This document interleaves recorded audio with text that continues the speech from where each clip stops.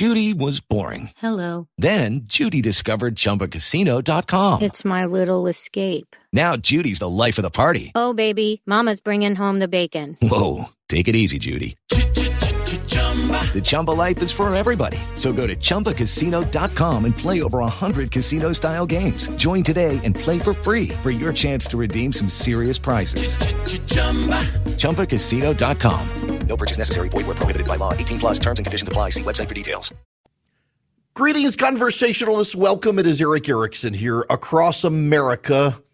Back at my home. I've been in my flagship station the last 3 days, and now I'm at home, ready to go hit golf balls this afternoon. The phone number, 877-973-7425. We've got to begin with Dianne Feinstein, who passed away. She got the memo today. She had passed away some time ago, and it's now official, I guess. Poor lady. She's been lingering for a while. She's had dementia. So you need to understand the backdrop here is that Nancy Pelosi wanted her to stay so that there could be a primary, so Nancy Pelosi could help Adam Schiff get into the Senate, and they were trying to hold on, and Pelosi's family had been serving as Feinstein's caretaker. Before I really dive into the details here, I got some thoughts that are just going to make everybody mad. But before I make everybody mad, I got to play for you probably the greatest moment of Dianne Feinstein's Senate career. And this is, there are a bunch of Earth First, I forget exactly what their name is, the Sunshine Project. There are a bunch of elementary school kids and middle school kids.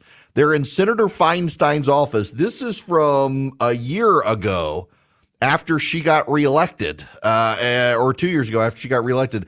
And so these kids come in, they're like, Dianne Feinstein, please, we need your help. The world is going to end. Some scientists have said that we have 12 years to turn this around. Well, it's not going to get turned around in 10 years. What we can do, Senator, if this doesn't get turned around in 10 years, you're looking at the faces of the people who are going to be living with these consequences. The government is supposed to be for the people and by the people and all. You know what's interesting about this group is I've been doing this for 30 years. I know what I'm doing. You come in here and you say it has to be my way or the highway. I don't respond to that. I've gotten elected. I just ran. I was elected by almost 1 million vote plurality. And I know what I'm doing. So, maybe people should listen a little bit. Yeah, maybe you little brats should listen instead of telling me what to do. I just got reelected. That was brilliant. Okay. It is not my intention to make people mad with what I'm about to say, but I know how this works. I know how the internet works, and I'm just going to dive in here. I'm going to begin with some theology. Oh, it's relevant. Buckle up, folks. So, when Eve bites the apple, by the way, do you know theologically, for those of you who may not know this, Christians, atheists alike, theologically why we consider the sin flows through Adam and not through Eve, even though Eve's the one who took the apple? Because she wasn't around when God said, don't eat the apple. Or don't take from the tree of the knowledge of good and evil. She wasn't around. That happened before she was created. God told that to Adam. Adam did a terrible job of relaying the message to Eve, did he not? Sin flows through the man.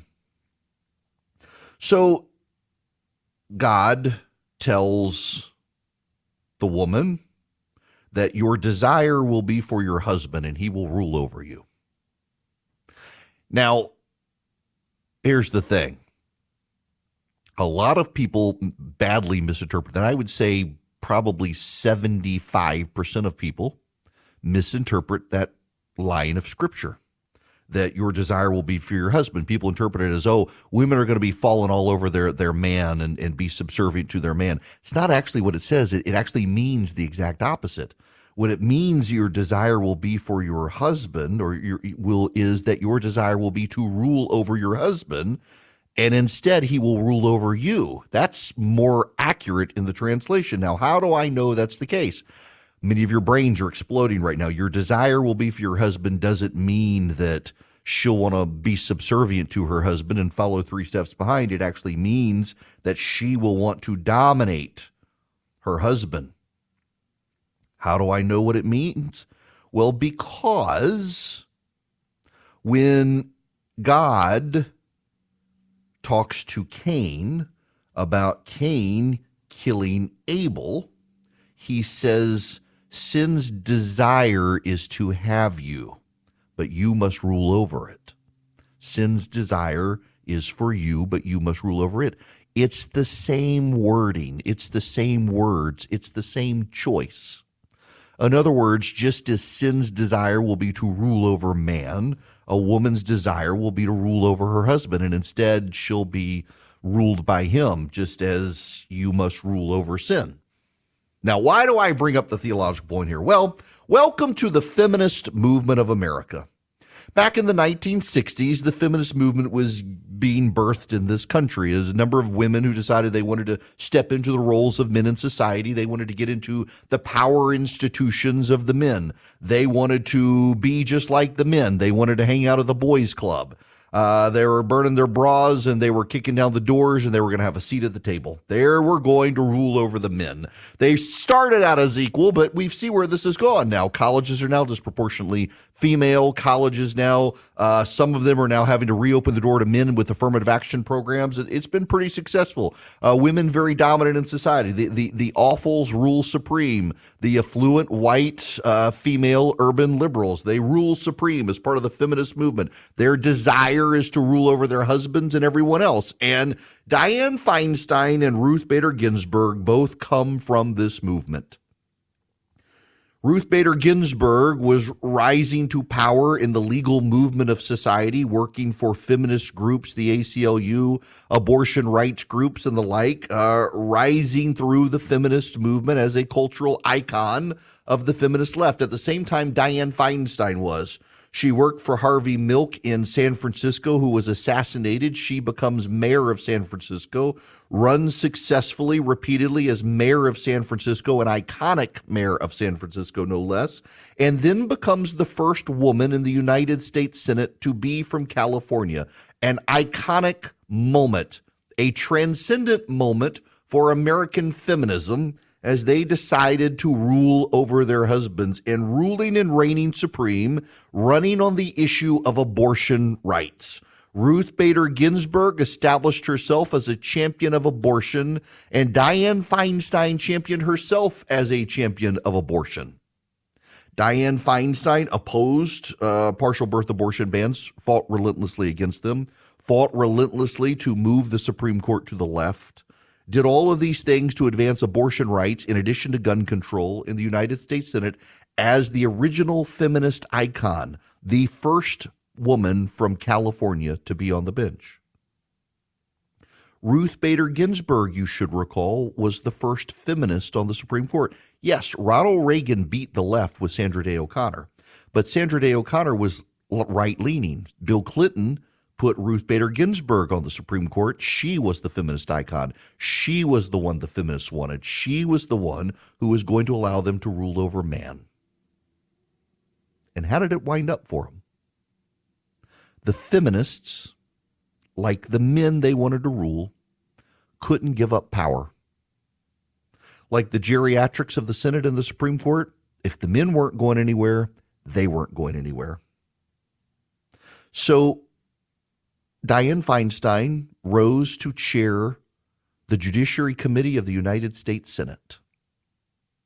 And Ruth Bader Ginsburg rose to be the iconic dissent on the Supreme Court from the right-wing lurch of power.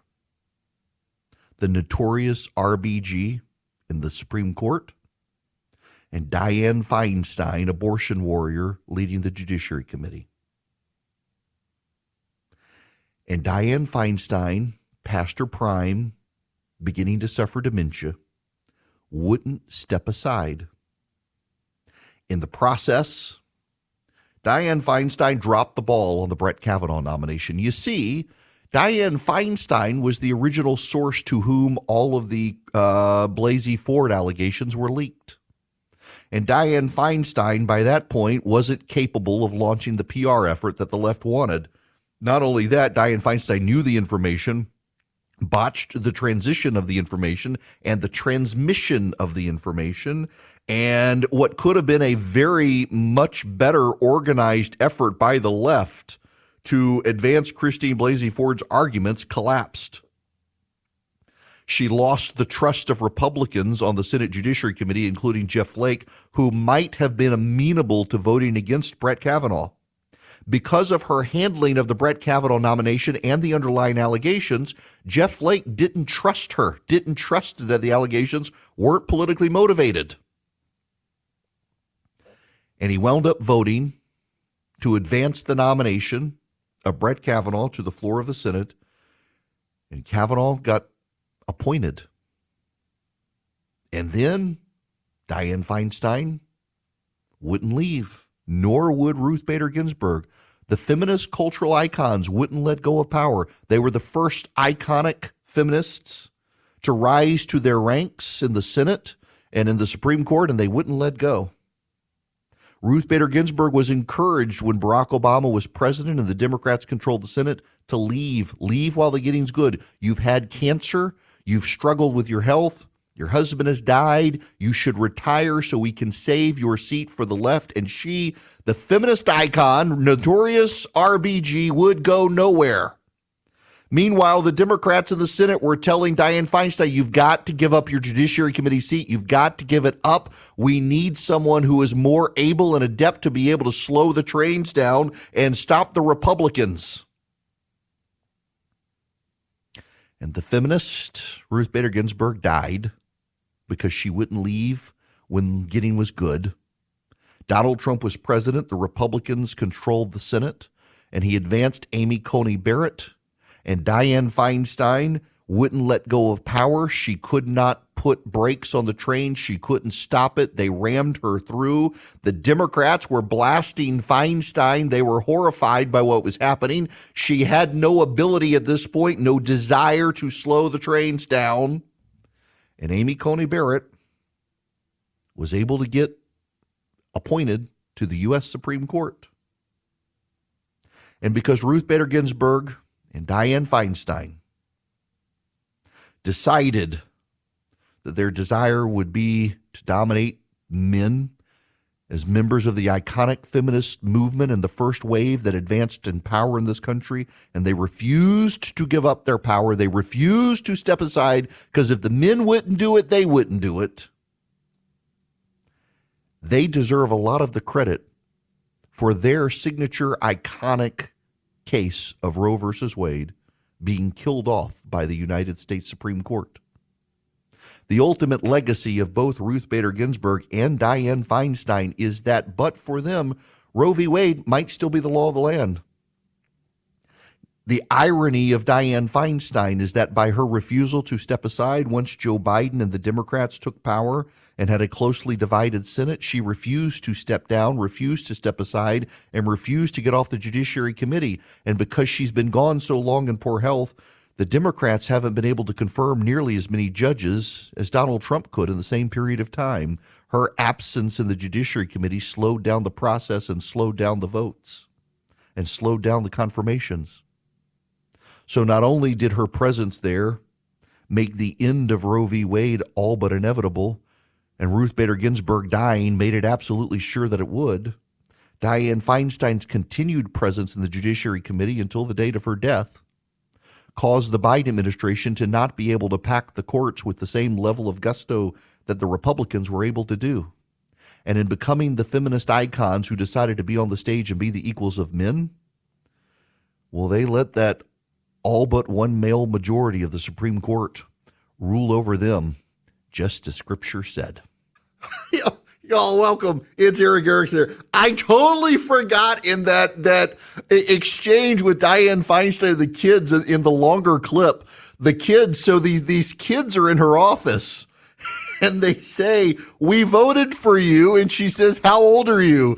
And the oldest kid says 16. And she says, "Well, then you didn't vote for me."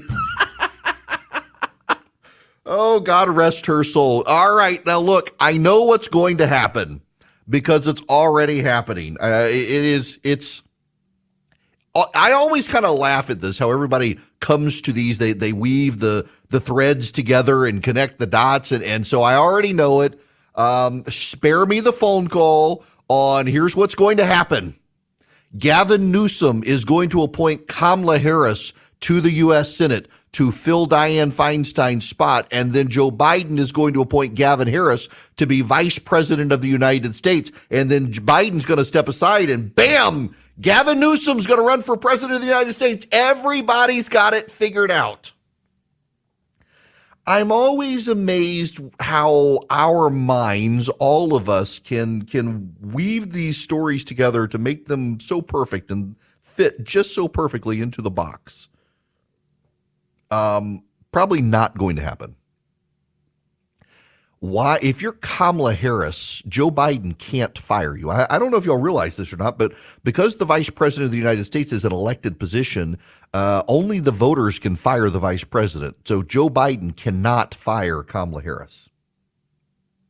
If Kamala Harris decided to take one for the team and open the door to the vice presidency, do you really think Joe Biden would want a white guy to replace the first black female president or vice president of the United States?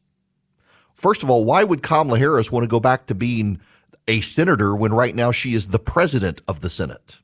You got me on that one. Everybody weaves these things together. It used to be that Michelle Obama was going to be the replacement, and maybe that will be the next theory, that Michelle Obama is going to be the vice presidential pick and Kamala Harris will go back to the Senate. Gavin Newsom is already on record saying he intends to pick a non-white female caretaker to be the senator. So maybe Maxine Waters. I don't know. I don't know, but I just don't think that the Kamala Harris theory is going to fly. I could be wrong, but I don't think I am. Now, I want to tell you about Swiss America. They, my friends, are the nation's trusted leader in precious metals for 40 years. You may not even realize there are rules you have to comply with for 401k and IRA precious metal compliance. They can help you with that, and they can get you into precious metals. In fact, right now you can get the Walking Liberty $50 for $13.50 each, limit 250 of them. This is great entryway into precious metal collecting for investment purposes, or it's great gifts for your kids and grandkids. A real silver coin from the U.S. Mint for $13.50. It's a great deal. What you do is you call them or text them, 800-289-2646. And all you do is give them my name, Eric, in the text or call them, or go to SwissAmerica.com/Eric. You mention Eric when you call or text 800-289-2646, or visit SwissAmerica.com/Eric. Message and data rates apply, 800-289-2646.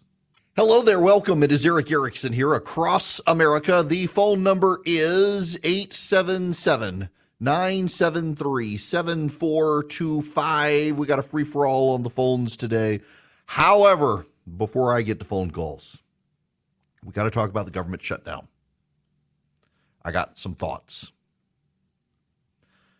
If you are a longtime listener to me or a longtime reader going back to when I was at Red State, back starting in 2004, I have never in my life, going back to my start in politics in the 90s when I was in college, have never opposed a government shutdown. I am an ardent defender of government shutdowns for one reason and one reason, well, not the only reason, but the primary reason. When the government shuts down, you and I are safe. My buddy Chip Roy, congressman from Texas, was asked yesterday, well, what happens if a hurricane rolls through Texas when the government shut down? What are you going to do? He says, what do you mean? When my great-grandfather was a Texas marshal and a hurricane rolled through, he didn't think, oh, my gosh, I need direction from Washington on how to take care of myself. I mean, part of the problem with the government and why I like it shut down is because it reminds people that the world does not come to an end. Government shutdowns are good things because people have to take care of themselves. They can't rely on Uncle Sam's man boob to take care of them. They got to find another teat to suckle. They got to get on with their life. They got to grow up. They got to take care of themselves instead of being dependent on the government for everything. Government shutdowns are good. But every government shutdown has also had a plan by conservatives, sometimes successful, many times not, but sometimes successful. Worth it.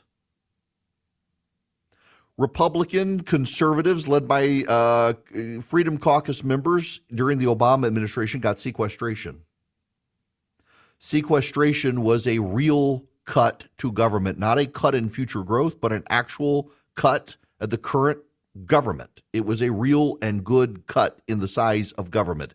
It saved the U.S. budget.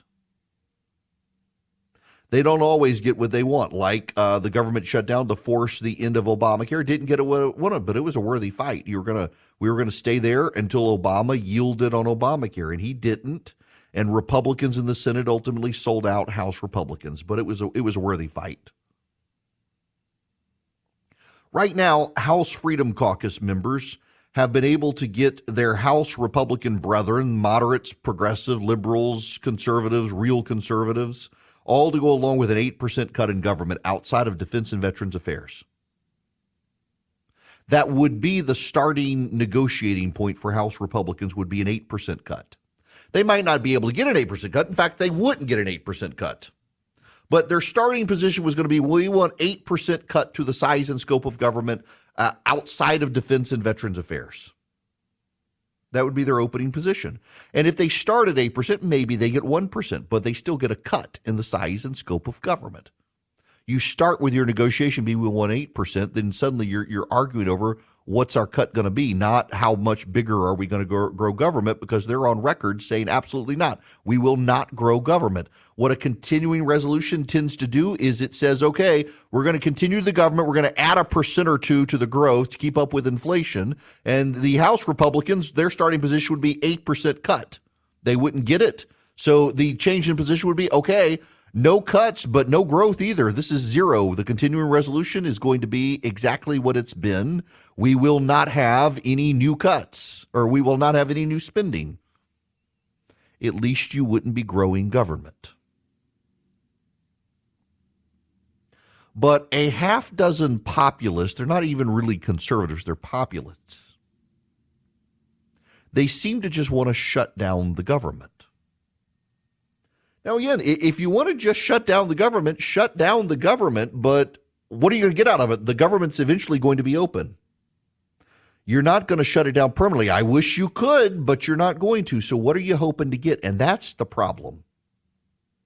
Every government shutdown we've ever had, you knew what they wanted. Even if they couldn't get it, you knew what they wanted. And now it seems like this is to get rid of Kevin McCarthy from Matt Gaetz, but not from everybody else. For him, it's about Kevin McCarthy. For the others, it's about different things for each one of them. They just want to shut the government down, but they have no master plan to get anything. They have no way to build a coalition. So here is what's going to happen, and this is my concern. The moderate Republicans will work with the Democrats in the House, and the moderate Republicans and the Democrats will hatch a plan that grows the government. The starting point had been an 8% cut. The House Freedom Caucus was able to get the moderate Republicans and the liberal Republicans, got all of them to agree. Our negotiating position to start the negotiations with the Senate would be an 8% cut. And along come this half dozen group of people who said, nope, we're not going to vote for the continuing resolution. Okay.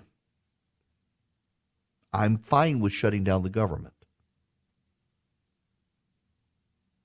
But we need to understand where this heads, and that is to the growth of government. Ukraine will be funded. The moderate Republicans support funding Ukraine. The Democrats do as well. So they will cut a deal that undermines the conservatives. Under the rules of the House, if 218 members agree, they can bring something to the floor. So if the House conservative populace half dozen dig in their heels and cause the government to shut down, then you have all the Democrats and a handful of Republicans get together. They come up with their own plan. They even cut McCarthy out of the process. They grow the government. They fund Ukraine. They don't fund the border.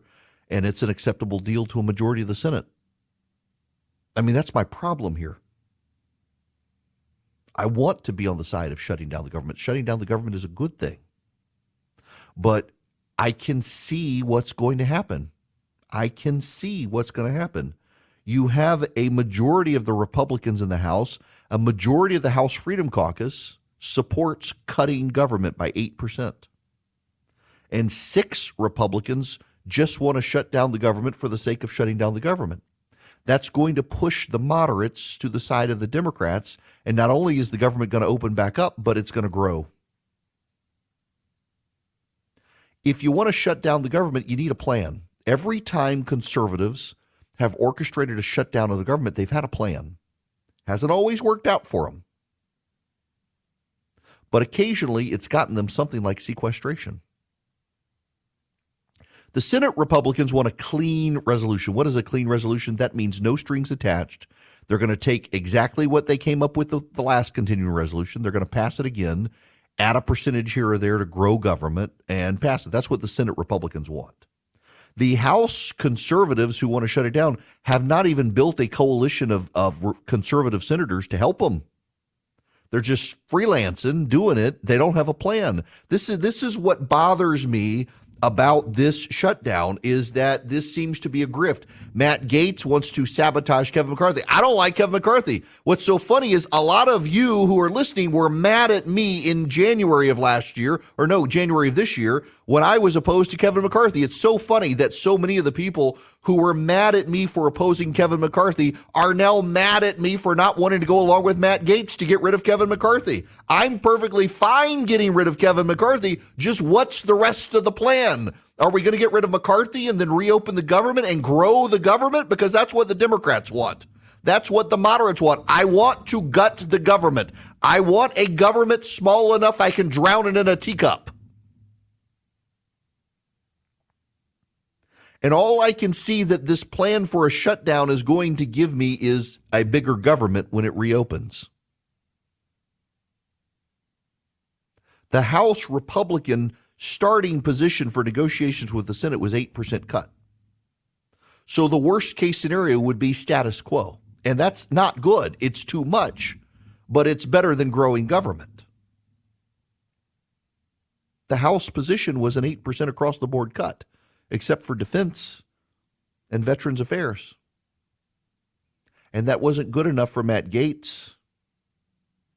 It wasn't good enough for some of the others. Now, some of them always historically vote against continuing resolutions. God bless them. I admire their principle. And if I were there, I'd be with them. Say, nope, you got to get votes from someone else. I'm not voting for a continuing resolution. And that's fine. But Matt Gaetz has voted for continuing resolutions. In fact, most of the half dozen who are saying they're going to shut down the government have voted for continuing resolutions that have grown government.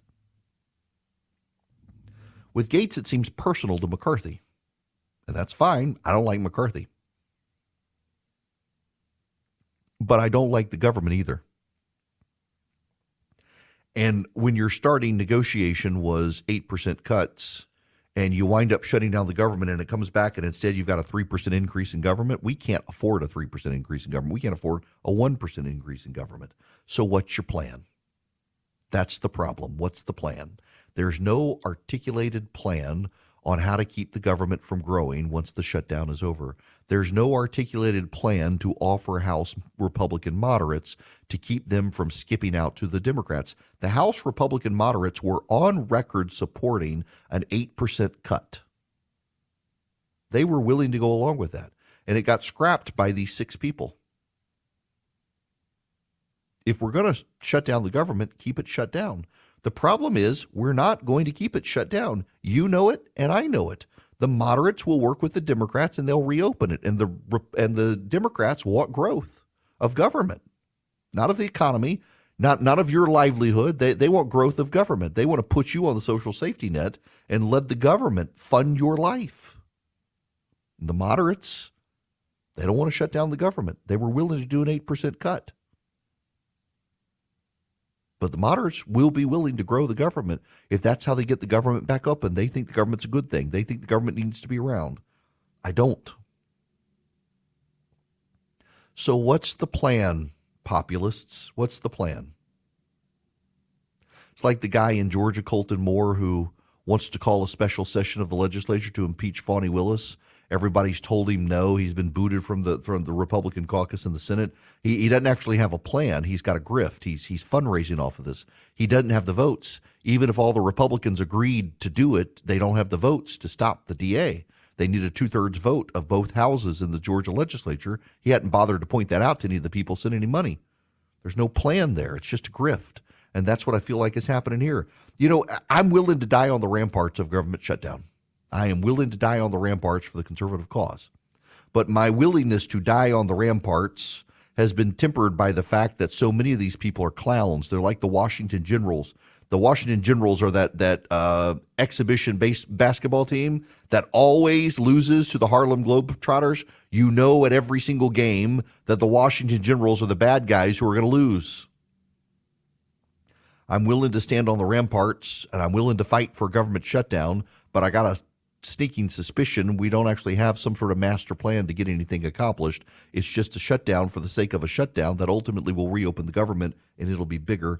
And I just don't want to go through a shutdown fight when there's actually not a plan in place to fight for anything other than letting the moderates hop over to the Democrats and grow government when it reopens. That's not a plan any of us should get behind. We've got to stop the growth of government. And this plan by Matt Gaetz and the populists seems just to be a plan of spite against McCarthy, not a plan to actually be spiteful of the size and scope of government. There's my problem. Feel free to disagree. 877-973-7425. Should you wish to be on the program, happy to have you call in and talk about a government shutdown. And again, I would totally be fine with one, except I know where this is going to lead. I can see it a mile away. Now, I got to tell you about the Eden Pure 360. It is a great, fantastic cooler and heater. I actually printed out the specs because I can't remember all of them. So low heat, 900 watts, high heat, 1,500 watts, 10 fan levels, temperature settings from 40 to 90 degrees, 120-volt plug. It weighs 7.8 pounds, and it shoots the air 33 feet. It's got a remote control and a 6-foot cord, and boy, is this thing quiet. You can heat up a room. It doesn't have bulbs to replace it. It uses copper coil, or you can cool a room down with the high rapid circulation of air. It works. It's a heater. It's a cooler. It's a great fan. You can go to EdenPureDeals.com. Eden like the Garden of Eden. Pure as the driven snow. EdenPureDeals.com. You click on the discount code box and you put in ERIC360, ERICK 360. You get over $25 off the lowest price listed. You get free shipping. EdenPureDeals.com, the discount code ERIC360, EdenPureDeals.com. Hello and welcome. It is Eric Erickson here. This hour of the program brought to you by First Liberty Building and Loan. They're in Noonan, Georgia, but they can help businesses across the country. They're building a loan, and they make their own decisions. The Frost family, I know them. They're good people, and they have been helping small businesses become very big businesses since the early 90s. They know how to do it, and particularly in these economically uncertain times. I mean, they've lived through them. They've done business through them. A lot of banks weren't even around in these sort of times. So if you need help buying a building, building a building, buying a franchise, you need $250,000 or more, reach out to the Frost family, FirstLibertyGA.com, FirstLibertyGA.com. They would be happy to have you spend 10 minutes with them, see if they're a fit for you and you for them. Those of you on the phones, be very patient with me, please. I've got a short segment, and I don't want to do you a disservice. So I will start the next hour with your phone calls, 877-973-7425. I do want to tell you that the impeachment hearing has begun, and there are not yet a ton of revelations. You know, most of the media is ignoring them.